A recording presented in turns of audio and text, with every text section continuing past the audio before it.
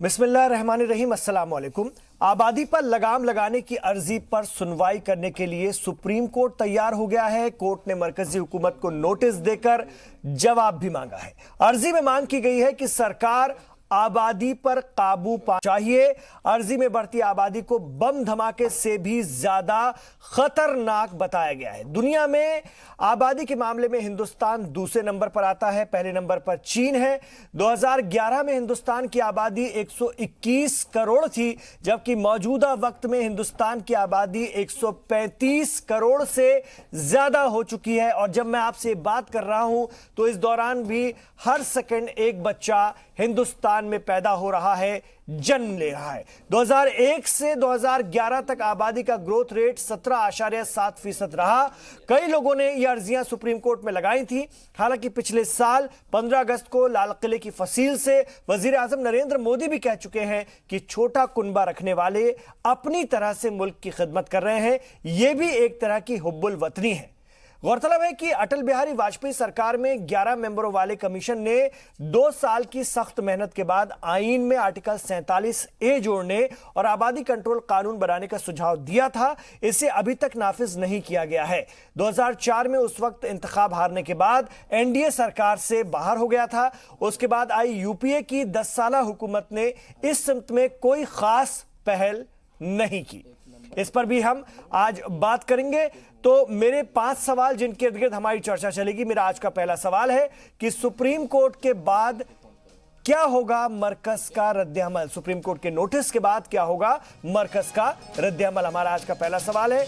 दूसरा सवाल है, क्या मुल्क को सख्त आबादी कंट्रोल कानून की जरूरत है? इस पर भी बात करने की जरूरत है। तीसरा सवाल, क्या इस पर भी सियासत करेंगी सियासी जमातें? क्योंकि सियासत तो यहां पर इस देश में हर मामले पर होती है और लोकतंत्र है, जमहूरियत है, लेकिन इसको लेकर भी हमेशा राजनीति होती रही है। चौथा सवाल, आबादी कंट्रोल को लेकर मुस्लिम मुल्कों में क्या रही है हिकमत अमली? इसको भी देखने की, समझने की जरूरत है। दुनिया के अगर हम 22 मुस्लिम मुल्कों ने इस सिलसिले पे बहुत तेजी से काम किया, वहां पर काम हुआ भी है, उस पर भी गौर खोज करने की जरूरत है। पांचवा सवाल, क्या आबादी जो हमारी बेहिसाब बढ़ रही है ये बर्बादी लेकर आएगी? इस पर भी बात करने की जरूरत है, क्योंकि आज भी हम देखते हैं हर जगह कतार है। बस हर चीज के लिए हमें अब लाइन में लगना पड़ता है। यह हालात बन रहे हैं इस देश में, लोगों को चीजें आसानी से मुहैया नहीं हो पा रही है और इसकी एक सबसे बड़ी वजह हमारी बढ़ती आबादी है। मेरे साथ बहुत अच्छा पैनल है, मैं उनका तारुफ आपसे करवाना चाहूंगा। मेरे साथ इस वक्त जुड़ गई हैं अंबर जैदी साहिबा हैं, जो कि खुद एक अर्जी गुजार हैं। उन्होंने भी सुप्रीम कोर्ट में अर्जी लगाई थी और उसके बाद कोर्ट ने अब नोटिस जारी किया है।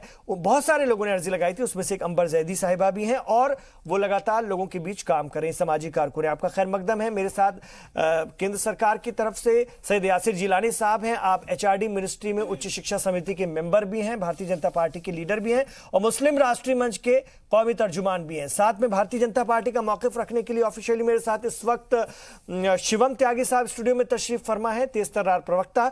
और हमारे साथ इस वक्त संजीव कौशिक जी भी हैं, सियासी तज्जियाकार हैं और मौजूदा हुकूमत के बड़े आलोचकों में से एक माने जाते हैं। बात करते हैं, सबसे पहले अंबर आप ही के पास आना चाहूंगा। सुप्रीम कोर्ट ने मरकजी हुकूमत को नोटिस भेजा है, जवाब देना होगा मरकजी हुकूमत को और इस दिशा में क्या करना है उसको लेकर भी रखना होगा बात। आप लोगों ने ये अर्जी क्यों लगाई थी? और जाहिर सी बात है, हम चीजों को तो समझा पा ही रहे हैं, बेहिसाब आबादी बर्बादी ही लेकर आ रही है इस देश में, लेकिन राजनीति भी इसको लेकर के बहुत होती है और सब तरफ से होती है। तो आपको क्या लगता है, मरकजी हुकूमत इसको लेकर गंभीरता दिखाएगी? देखिए, दोनों ही हुकूमतों ने इस मुद्दे पर काम किया है। सबसे पहले नेहरू जी ने इस मुद्दे पर बात की थी और उस पर लेकर कानून भी बनाने की कोशिश की थी और यूपीए ने लगातार इस पे काम किया है। इंदिरा गांधी जी ने भी काम किया और संजय गांधी जी ने भी उस पे काम किया। हालांकि उनका तरीका नहीं जो हश्र हुआ वो भी इस देश ने देखा। हालांकि तरीका सही नहीं था, बट काम किया। हम ये देखें कि कानून इस पे बात होने के बावजूद, कानून बनने के बावजूद भी सही इस पे बात हुई है, बार बार नियम लाने की कोशिश की गई, लेकिन फिर भी इसका इम्प्लीमेंटेशन नहीं हो पाया है। और अटल बिहारी जी ने भी इस पे कानून बनाने की कोशिश की, बात की। दोनों ही सरकारों की नियतें बार बार इस पे साफ नजर आई हैं, लेकिन हमें देखने की जरूरत यह है कि हमारे पास क्या रिसोर्सेज अवेलेबल है।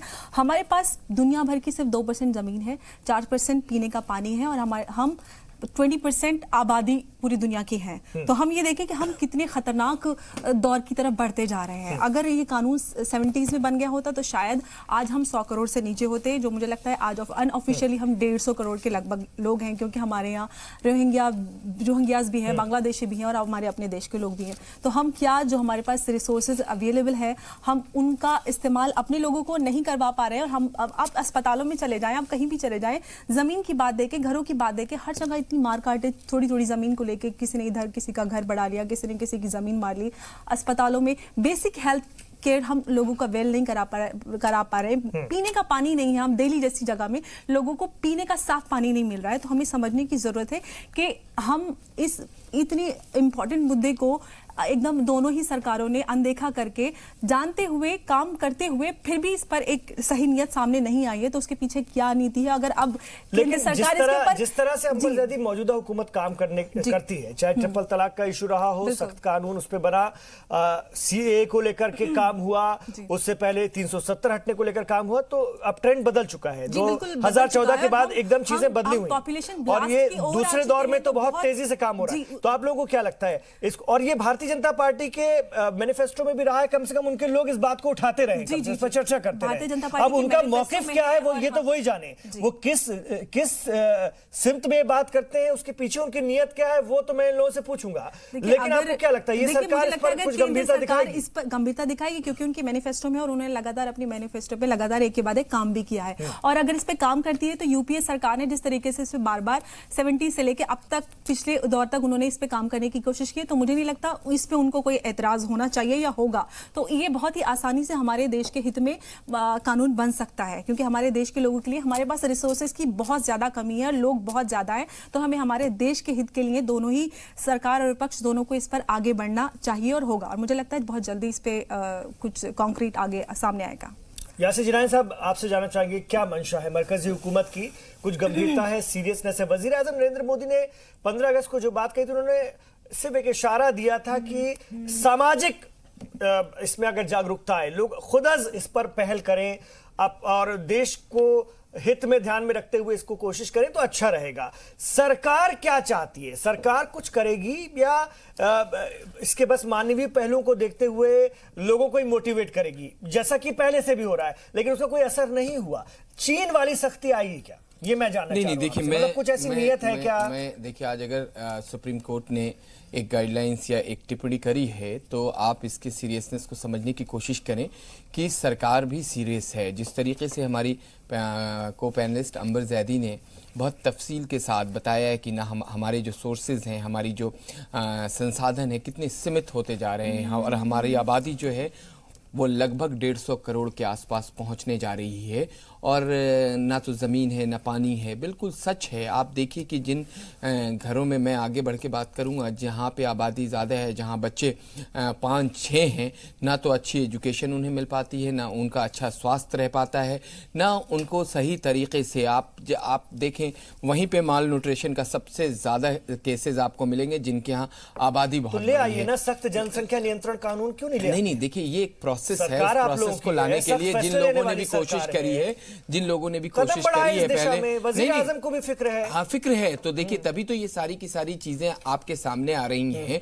और मुझे यकीन है कि बहुत जल्दी इस पे ठोस कार्रवाई सरकार की तरफ से होगी और ये तमाम लोगों के लिए होगी। देखिए, ये एक माइंड में आज के डेट में जो सहाफत की दुनिया है, बड़े बड़े सहाफ़ी और आप भी बड़े सहाफ़ी हैं, लेकिन एक कहीं ना कहीं आपका जो सवाल होता है, जो तीखा सवाल आता है कि कहीं हम डिफरेंसेस तो नहीं ला देंगे, जब हम धर्म की बात तो नहीं करेंगे, कहीं हम किसी एक सेक्शन को अलग करके उनको अलग तरीके से ट्रीटमेंट तो नहीं की जाएगी। तो मुझे लगता है कि वहां पे आपको थोड़ा बड़ा दिल करके अपनी सहाफत को दिखाना होगा और लोगों तक जो अवेयरनेस। सुन लीजिए, 15 अगस्त को जब वजीर आजम ने बात कही थी तो असदुद्दीन ओवैसी जो कि AIMIM के सदर हैं, उनका ट्वीट आया था उस वक्त का, मैं आपको याद दिला दूं। वो कह रहे हैं कि वजीर आजम नरेंद्र मोदी और उनकी सरकार को इस देश की आबादी को मैनेज करने का तरीका ही नहीं पता है। हमारे पास इतने बड़े पैमाने पर नौजवान हैं, इस हुकूमत को पता ही नहीं कि उनका इस्तेमाल कैसा करना है। तो वो आप लोग इसी तरह के काम करेंगे। आप लोगों को अपने ह्यूमन रिसोर्स को कहीं इस्तेमाल करने का तरीका ही नहीं मालूम। ये उनका ट्वीट। एक ऐसे आदमी को उनके बयान को बता रहे हैं जो इस चीज पे यकीन रखते हैं कि 15 मिनट के लिए उनको पुलिस हटा दीजिए तो उनके भाई वैसे ही आबादी को कम करने की बात करते हैं कि हम खत्म कर देंगे, सारा का सारा मामला ही खत्म कर देंगे। तो मुझे लगता है कि ये बहुत संजीदा, खारिज नहीं कर सकते। नहीं, आप तो ये भी सच्चाई है ना, उनके भाई ने क्या कहा? नहीं, राजनीति कहाँ कर रहा हूं मैं, आपने जो सवाल करा है उस पर मैं जवाब दे रहा हूं, उनके भाई के बयान को कोट कर रहा हूं जो हिंदुस्तान जानता है। अगर आप, ये बहुत संजीदा इशू है, इसमें संजीदगी के साथ, रिसर्च के साथ, बहुत ऐसा नहीं है कि एकदम से कल जाके हम शुरू कर दें। हमें लोगों को समझाना होगा। हम जब आएंगे तो हमारे जो रिलीजियस लीडर है, खास करके मैं जिस कौम को रिप्रेजेंट करता हूं, वहां पे बहुत सारी अड़चने आएंगी, वहां सारे बहुत दलीलें देंगी, तो उनको समझाना पड़ेगा, उनको बताना पड़ेगा कि अगर आप मेन स्ट्रीम में सही तरीके से रहना चाहते हैं, आप भारत को मजबूत देखना चाहते हैं, आपका जो, अगर आपके यहाँ बच्चे कम होंगे तो वो भी इंजीनियर, डॉक्टर, आईएएस और तमाम बड़े ओहदों तक पहुंचने की कुव्वत आप रखेंगे। जिस तरीके से देश आगे बढ़ रहा है, हम 21st सेंचुरी में हैं, हमारी अप्रोच जो है चीजों के लिए वो बहुत लंबी होती जा रही है। हम किसी भी चीज को पाने के लिए, मुसलमानों की बात कर रहे हैं, उसकी अड़चने जिसका आप जिक्र करें, उससे मुतालिक सवाल मैं आपके सामने रखूंगा। उसको वो भी आपके लोगों के सामने, इस हुकूमत के सामने तो बड़ा चैलेंज बनेगा। मैं शिवम त्यागी आपके पास आना चाहूंगा। अभी मैं नाम गिरवाना अगर शुरू कर दूं तो ऐसे भारतीय जनता पार्टी के आपके कई ऐसे लीडर हैं जो कहते हैं कि 10-10 बच्चे पैदा करो, और वो कहते हैं कि अकलियतों से ज्यादा बच्चे पैदा करो, वरना ये ज्यादा बच्चे पैदा करके मुल्क को कब्जा लेंगे या मुल्क में इनकी तादाद बढ़ जाएगी। इस तरह के कई बयान हैं, आप देख लीजिएगा, सोशल मीडिया पर अभी भी डले हुए हैं। तो ऐसे में क्या उम्मीद रखी जाए? नहीं, तो सबसे पहले तो मैं आपसे ये पूछना चाहता हूं कि आप इस देश के प्रधानमंत्री को मानते हैं या फिर कोई और जो व्यक्ति कहते हैं, या किसी भी पार्टी के चुने हुए लोग हैं आपकी पार्टी के, भारतीय जनता पार्टी के लोग अकेले नहीं है, लोग हैं वो भी संसद में जाते हैं, इसमें भारतीय, इसलिए उनके नाम ले रहा हूं, उनकी बात कर रहा हूं। इसमें भारतीय जनता पार्टी के लोग अकेले नहीं है, इसमें असदुद्दीन ओवैसी भी हैं, इसमें कांग्रेस वाले भी हैं, सभी हैं। बात तो मैंने नहीं है, लेकिन इस देश के प्रधानमंत्री ने पहली बार 15 अगस्त में कहा, मतलब आप ये कह रहे हैं ना इस प्लेटफॉर्म से सलाम से कि भारतीय जनता पार्टी के कुछ लोगों को बिल्कुल गंभीरता से नहीं लेना नहीं, मैं आपको सिर्फ इतना कह रहा हूं कि इस देश के प्रधानमंत्री को गंभीरता से लेने की जरूरत है। जब इस देश के प्रधानमंत्री 15 अगस्त को खड़े होकर कहते हैं कि कम से कम जनसंख्या नियंत्रण पर बात होनी चाहिए, मैसेज बिल्कुल साफ है। यह विषय बहुत सेंसिटिव है, इस देश में बहुत ज्यादा डाइवर्सिटी है, हर कोई हर एक मुद्दे को अपनी तरह से इनकैश करने की कोशिश करता है, जनता को भड़काने की कोशिश करता है। जैसा आपने खुद सीएए में देखा, पिछले 2 महीने से आप इस पर डिबेट कर रहे हैं, पिछले 1 महीने से तो बहुत ही एक्सेसिव डिबेट्स हैं पूरे मीडिया जगत में, लेकिन आपने भी देखा किस तरह से इस देश की सियासी जमातों ने उसको अपने अपने तरह से अपने अपने पर्पसेस सॉल्व करने की कोशिश की है। जनसंख्या नियंत्रण एक बहुत ही ज्यादा सेंटिमेंटल इशू भी है, क्योंकि इस देश में जिस तरह से जातियां हैं और उनका जिस तरह से पिछले कुछ समय से विस्तार हुआ है वो बहुत ही खतरनाक है, और ये पूरी पॉपुलेशन का है। बीच में काट के मैं अंबर जैदी को भी इस बात के लिए बहुत बहुत धन्यवाद करना चाहता हूं कि ये इशू सिर्फ हिंदुस्तान का तो बिल्कुल नहीं है, इस पूरी दुनिया में हर साल 83 मिलियन लोग पैदा होते हैं, जिसमें से 27 मिलियन हिंदुस्तान में हैं। और अगर मैं बात करूं, एक नेचुरलिस्ट है तो भारतीय जनता पार्टी के उन लोगों को भी समझाइए ना बात, अंबर जैदी का धन्यवाद करते हुए उनको भी बताइए ना जो 10-10 बच्चे पैदा करने की बात कह रहे हैं। देखिए, बात फिलहाल एक कानून की है। मेरा सिर्फ इतना सा मानना है कि सबसे पहले किसी भी नेता से ज्यादा जरूरी ये देश है, मुझसे, आपसे, और सबसे ज्यादा जरूरी ये देश है, और ये इस देश की मांग है। और इस देश की बेटी अगर कोई ऐसी एप्लीकेशन लेके कोर्ट में जाती है तो उसका स्वागत होना चाहिए, नंबर 1। मुझे लगता है कहीं ना कहीं केंद्र सरकार ने भी उसके ऊपर अपना जो एक रवैया है वो बिल्कुल साफ किया है, जब प्रधानमंत्री कहते हैं कि इस पर बात होनी चाहिए। अब आते हैं इसके टेक्निकल पहलू पे। बात इस देश की नहीं, इस पूरी दुनिया में नेचुरल रिसोर्सेज की इतनी भारी कमी है कि आने वाले समय में अगर आप स्टडीज देखेंगे तो लोगों ने कहा है कि इंसान ही इंसान को खाने लगेगा अगर यही आलम रहा तो। मेरा मानना है इस पर बात होनी चाहिए, और हां, एक ऐसा कानून होना चाहिए जो आने वाले समय में किसी को परेशानी ना दे, और उससे भी बड़ी बात उस पर राजनीति ना हो, चर्चा होनी चाहिए, वो जरूरी है। मैं आपका बड़ा सम्मान करता हूं, बहुत साफ बोलते हैं, लेकिन आप लोगों को भी ये है अपने वोट बैंक का खतरा बना रहता है, एक डर है।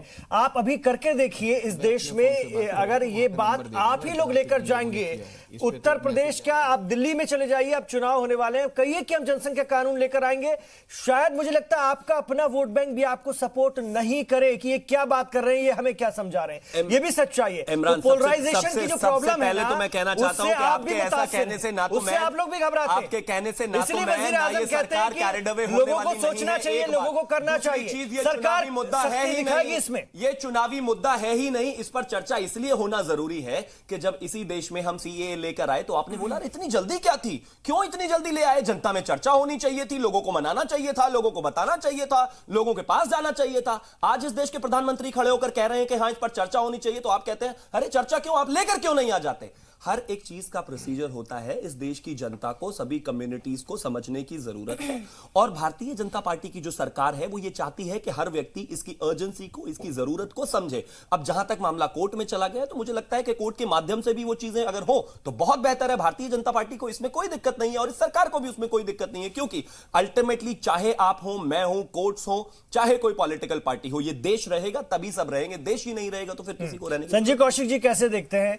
आप भी, मुझे लगता है जनसंख्या नियंत्रण कानून अगर बनेगा इस देश में तो शायद उसका समर्थन ही करें, हिमायत ही करें, क्योंकि वो सबकी जरूरत है। लेकिन जिस तरह के बातें होती हैं, जिस तरह से अपोजिशन काम करता है इस देश का, क्या लगता है इस मौजू पर भी, जैसा कि अंबर बता रही हैं कि सबको साथ रहना चाहिए और होंगे, ऐसा लगता है कि आपको होगा? इमरान भाई, यह बात बिल्कुल सही है कि देश में सीमित जल, जंगल, जमीन, साधन, संसाधन सारे सीमित हैं और बढ़ती जनसंख्या निश्चित तौर पे केवल हिंदुस्तान के लिए ही नहीं बल्कि पूरे विश्व के लिए एक समस्या है। लेकिन क्या हम इतने शिक्षित और संपन्न हो गए हैं कि इस मुद्दे पे खुले रूप से बात कर पाए?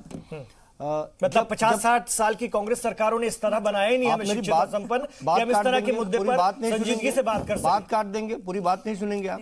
पूरी बात करें। जिस समय हमें आजादी, तो सवाल कर रहे हैं, मैंने सोचा बता दूं। जिस समय हमें आजादी मिली थी उस समय देश की जनसंख्या कितनी थी? तकरीबन 36 करोड़ के आसपास में थी। आज 150 करोड़ के आसपास में है। तुलनात्मक दृष्टिकोण से देखें तो उस समय से आज के तुलनात्मक में देखें तो सुख सुविधा, खाना पीना, रहना, सब साधन, सुख संसाधन में हम बेहतर हैं, जी रहे हैं या उससे बदतर जी रहे हैं, ये बताएं हमें।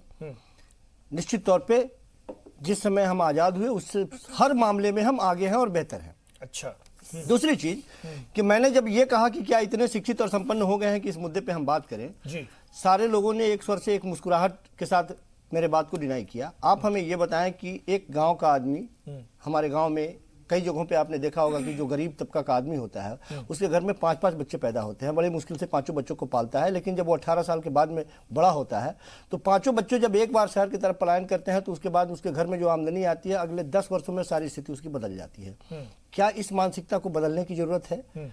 मैं इसी मुद्दे पे आना चाह रहा था कि सिर्फ ये कह देना कि आप 2 बच्चों के लिए, 1 बच्चों के लिए नियम और कानून बना दीजिए, मुझे नहीं लगता कि हिंदुस्तान में इतना आसान है जितनी आसानी से ये इस बात पे हम लोग चर्चा कर रहे हैं। क्योंकि आप ये तय नहीं कर सकते हैं कि हमारे बच्चे हिंदुस्तान मतलब आप इस बात को मान रहे हैं कि संजय गांधी वाला तरीका ही हिंदुस्तान में सही था? बिल्कुल नहीं, आप ये तय नहीं कर सकते हैं कि और उसके बाद हिंदुस्तान ने कैसे रिएक्ट करा था वो भी आप नहीं कर सकते कि हमारे बच्चे कितने होंगे, 1 होंगे, 2 होंगे या 3 होंगे, ये तय नहीं कर सकते हैं। वो हमारे लिए, हमारे कानून ने हमें ये अधिकार दिया है। यूपीए के 10 सालों में इस मामले को ठंडे बस्ते में ही रखा गया। बात की बात कर रहे हैं हम, उसी की बात कर रहे हैं। आप तय नहीं कर सकते, इसलिए तो मैं कह रहा हूं कि आप तय नहीं कर सकते हैं। ये जागरूकता लाने की जरूरत है कि यदि हमने तय नहीं कर सकते हैं तो हमारे अंदर इतनी ये शिक्षित, जिस हम शिक्षित और संपन्नता की बात कर रहे हैं उस पे क्या हम उस लेवल पे पहुंच गए हैं, इतने शिक्षित हो गए हैं कि हमारे जहन में ये बात आया कि प्रधानमंत्री यदि लाल किले से खड़े होकर के इस तरह की कोई बात कह रहे हैं तो वो कितना महत्वपूर्ण है? क्या वाकई उनके बात में इतना दम है कि हम 5 बच्चों की बात ना करें और 5 बच्चे जब बड़े हो जाते हैं 10 साल में हमारी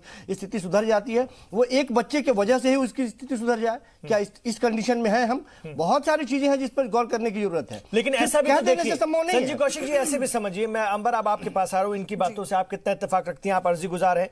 2 करोड़ मकान मोदी की सरकार, वजीर आजम मोदी की सरकार बनाने की बात कह रही है। वो 2 करोड़ जब तक घर बनेंगे तो 10 करोड़ और बेघर तैयार हो जाएंगे और ये सिलसिला तो चलता ही चला जाएगा। मतलब सबके लिए मुश्किल है। तो सबके लिए कोई हम क्यों बात कही जाती है कि हमारे देश में जनसंख्या है और हमारे देश में जिस संख्या में युवा है तो हमारे लिए वो एक बहुत बड़ा रिसोर्स है। तो हमें ये समझने की जरूरत है कि हमारे पास जिस संख्या की जो अमाउंट हमारे पास जमीन और पानी का है उसके हिसाब से हमारे लिए वो रिसोर्सेज नहीं है। जितनी जगह और पानी हमारे पास है वो हमारे हिसाब से जो जनसंख्या है वो बहुत ज्यादा है हमारे लिए। चाइना की तरह लेकिन वो ये कह रहे हैं कि आप किसी को नहीं समझा सकते और और किसी को नहीं देखिए, अगर मजबूर आप कर सकते कि समझाने की बात करेंगे, उसे कितने इमरान बच्चे जी, रखना है। देखिए, क्योंकि अगर समझाने का awareness ये का कोई दौर पैमाना नहीं है कि उसके चलाया 5 होता बच्चे ना। उसके मददगार होंगे या एक बच्चे से वो सारी जरूरतें उसकी पूरी हो जाएंगी। हमें वो ये सरकार कहना के- चाहते हैं ना सर? हाँ, वो जो कहना चाह रहे थे वो बिल्कुल क्योंकि शिक्षा अभी इंसान practically हम सरकार और समाज दोनों लोग के लिए इस देखें ना। समझ तक पहुंचे ही नहीं है। जी, वो ये कहना चाह देखिए रहे हैं। देखिए, अगर हम सिर्फ अवेयरनेस की बात करें तो मुझे लगता है फिर अगले 200 साल और हमें लग जाएंगे अवेयरनेस फैलाते फैलाते कि भाई 2 ही बच्चे करने चाहिए या फिर लड़का लड़की में हमें भेद नहीं करना चाहिए। तो लोगों की एक मानसिकता लड़का लड़की को लेके भी है। बहुत सारे लोग सिर्फ एक लड़के के इंतजार में 7-7 लड़कियां पैदा कर लेते हैं। तो एक वो मानसिकता है। दूसरा है कि अगर हम अपनी सरकार की भी हमें देखनी पड़ेगी कि सरकार के लिए क्या चैलेंजेस हैं। सरकार कितने लोगों को सोशल सिक्योरिटी प्रोवाइड कर पाएगी। उनके पास अगर लिमिटेड लोग होंगे, लिमिटेड लोग, उन्हीं की तो सोशल सिक्योरिटी दे सकती है। अगर 150 करोड़ लोग हैं, वो मल्टीप्लाई होते जाएंगे इतनी तेजी के साथ, तो कितने लोगों को सरकार सोशल सिक्योरिटी दे सकती है। तो हमें सरकार के चैलेंजेस को भी समझना है और हमें एक जिम्मेदार समाज होने के नाते हमें यह भी समझना है कि हमें जनसंख्या वृद्धि, जो जनसंख्या ब्लास्ट हो रहा है, वो हमारे देश के लिए बल्कि पूरे विश्व के लिए बहुत खतरनाक है और वो हमारे अपने लिए है। वो उसका हम जो पोलराइजेशन करते हैं, जैसे ओवैसी जी हो या फिर दूसरे जो सरकार में बहुत सारे लोग ऐसे हैं जो इस तरीके के बयान देते हैं, वो सिर्फ और सिर्फ अपने राजनीतिक फायदे के लिए बयान दिए जाते हैं। जब भी कोई भी नियम और कानून, अंबर जी क्या चाहती है? कानून चीन की तर्ज पर सख्त और कठोर हो, किस तरह का हो? मुझे लगता है हमें हमारे गुजारें। देश की जरूरत को समझते हुए उसके हिसाब से कानून बनना चाहिए। हमें किसी को भी फॉलो करने की जरूरत नहीं है। जो हमारे देश की रिक्वायरमेंट है उसके हिसाब से अभी मैं यहाँ पे देखिए, चीन ने तो साबित कर दिखाया ना, उन्होंने लागू किया और एक बच्चा पॉलिसी उन्होंने अपनाई, बहुत अच्छा काम किया और है सख्ती से उसको लागू कराया। जी, ईरान ने भी बहुत अच्छा काम किया जनसंख्या पर। तो हम और बहुत सारे देश इस तरीके के, यहाँ तक कि मुस्लिम कंट्रीज में इस तरीके के लॉ बन चुके हैं और वो पिछले कुछ सालों में बहुत अच्छा काम कर चुके हैं। तो हमें ये देखने की जरूरत है। सिर्फ और सिर्फ हम पोलराइजेशन के तहत लोग जनसंख्या को बढ़ाए जा रहे हैं क्योंकि हम अपनी वोट बैंक को डिस्टर्ब नहीं करना है। अंबर जी, यासिर जिनानी साहब, मैं आ रहा हूँ। देखिए, अंबर जो कह रही है वो 100% सही हो सकता है। एक तो हम जमहूरी मुल्क हैं, हम ना इस्लामिक देशों की तरह हैं ना हम चाइना की तरह हैं, ठीक है सर। तो यहां से आप लोगों के लिए भी तो चैलेंजेस हैं। फिर आपने बताया कि तबके को समझाना पड़ेगा। इस देश के बहुसंख्यकों के साथ मैं समस्या यह है कि वो जो अंबर ने जिस तरफ इशारा किया कि गर्ल चाइल्ड को लेकर के अभी भी हमारे यहाँ तफरीक है। हम बेटी बचाओ बेटी पढ़ाओ की इसलिए मुहिम चला रहे हैं। जहेज उसकी एक बड़ी वजह है। एक लड़के के चक्कर में 8-10 लड़कियां लोग कर देते हैं। ये हालात है बहुसंख्यक समाज की। अल्पसंख्यक समाज के साथ दिक्कत ये अकलियतों के साथ कि वो कहते हैं हमारा मजहब हमारे आड़े आ सकता, हम नहीं रोक सकते संतति, हम बच्चों को हमारे यहाँ रोकना अच्छा नहीं माना जाता। ये प्रॉब्लम है। तो दोनों में अपनी अपनी दिक्कत है और दोनों की अपनी अपनी कुरीतियां हैं। जी, मैं एक तीसरी प्रॉब्लम भी आपको बता दूं। देखिए, एक अनुपात जो होता है ना, गर्ल और जो लिंग अनुपात की जिस पे हम लोग चर्चा शायद कई बार छोड़ देते हैं, वो भी उस पर भी हमें विचार करना चाहिए। क्योंकि इस तरह के एग्जाम्पल चीन से भी आए हैं कि जहाँ पे बहुत सख्ती से इस कानून को लागू किया गया। तो अब मान लीजिए कि अगर एक प्रांत में एक 4 साल का अगर रेशियो निकाला जाए जिसमें सिर्फ लड़कियां ही पैदा हो गई, तो वहाँ पे उनकी संख्या बढ़ गई और लड़कों की संख्या बिल्कुल ख़त्म हो गई। तो ये सारी चीज़ें बहुत आसान नहीं है। ये इसको मैंने आपसे क्यों पहले कहा कि इसमें बहुत संजीदगी के साथ हमें रिसर्च करनी होगी और लागू करने से पहले, लागू इसलिए कि हम अवेयरनेस फैला रहे हैं दुनिया में, अभी से नहीं। मुझे 80s के बाद ही परिवार नियोजन के लिए बहुत मौजूदा मरकजी हुकूमत इसको लेकर के बहुत ज्यादा कुछ करेगी नहीं, ये आप इशारे दे रहे हैं और इस आग में हाथ नहीं डालेंगे। नहीं, सुन लीजिए, आपको मैं आप क्लियर कीजिए ना। नहीं, देखिए, मैं आपको मानवीय स्तर पे बात कर रहा हूँ। आप इसमें राजनीति लाने की बात करें, मैं उधर जाना नहीं चाह रहा हूँ। मेरा सिर्फ ये कहना है कि अभी सब हमारे को पैनलिस्ट ने कहा कि जो भारत का पूरा सिस्टम है ना, ये जो पूरी उसकी संस्कृति सभ्यता बहुत बड़ी है, बहुत इसमें सोचो फिक्र के लोग हैं। हर 8 किलोमीटर के बाद हमारी लैंग्वेज बदल जाती है, हमारा सिस्टम बदल जाता है, तरीका बदल जाता है। पर भी कानून बन गया सर, ट्रिपल तलाक पर भी कानून बन गया। ये सारी चीजें उसके लिए भी पहले शायद लोग ऐसा ही कहते थे कि ये तो हो नहीं सकता। 370 मैंने आपको पहले ही कहा, इमरान साहब, ट्रिपल तलाक को लेकर कहते थे नहीं देश में यहाँ नहीं मुमकिन है। मालूम है कि आप बड़े सहाफी हैं, बहुत फिर भी तो सवाल है, इसलिए मैं कह रहा हूँ कि सवाल है, लेकिन जवाब तो देखिए, जी। कोशिश की जा रही है। आपको मालूम है कि वजीर आजम इस वक्त बहुत इच्छा शक्ति के बड़े व्यक्तित्व वाले मालिक हैं।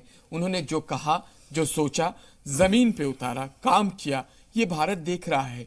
अगर ये बात आ गई है, सर्वोच्च न्यायालय के नोटिस में बात आ गई है, अंबर जैदी जैसी जो हमारी सामाजिक कारकुन है, जो बेहद बड़े दिल से खुल के समाज के बदलाव के लिए काम कर रहे हैं, उन्होंने अगर पिटीशन डाला है और उस पे सर्वोच्च न्यायालय ने नोटिस ले लिया है, तो सरकार भी इस पे गौर व फिक्र कर रही है। और वजीर आजम ने तो खुद लाल किले के प्राचीर से इस बात को कह चुके हैं। तो यकीन मानिए आप कि जो भी चीजें आएंगी वो इंसानियत के बेहतर के लिए बेहतरीन की नमूना पेश की जाएंगी। ये नहीं कि जिस तरीके से आपने संजय गांधी का जिक्र किया, जिस तरीके से दिगर और पीछे के नेताओं का जिक्र किया, वो जो सख्ती थी या एक पर्टिकुलर एक किसी समुदाय और धर्म विशेष के लोगों के ऊपर सख्ती करके उन्हीं को टारगेट करा, ऐसा ये सरकार, मैं आपको यकीन दिला रहा हूं, नहीं करेगी। ये कानून आएगा तो 1.25 अरब लोगों के लिए जो मौजूदा अगर ये हुकूमत ये कदम उठाती है, आगे बढ़ती है, तो मुमकिन है क्या? उसके लिए इस पर भी बात करने की जरूरत है। गंभीर चर्चा को आप जरूर सुनिएगा, ये बहुत अहम बात है जिसको लेकर के मेरे पास बहुत सारे सवाल भी आए और बहुत सारे रद्दमल भी आए। भी हम लोग फेसबुक लाइव कर रहे थे यासिर जिलानी साहब के साथ ही, तो लोग चाहते हैं इसको लेकर के कि अब देश में इस सिमत में आगे बढ़ना चाहिए। हिंदू मुसलमान सिख ईसाई सब चाहते हैं, क्योंकि सभी परेशान है, कतारों में सबको खड़े होना पड़ता है, परेशान सबको होना पड़ता है।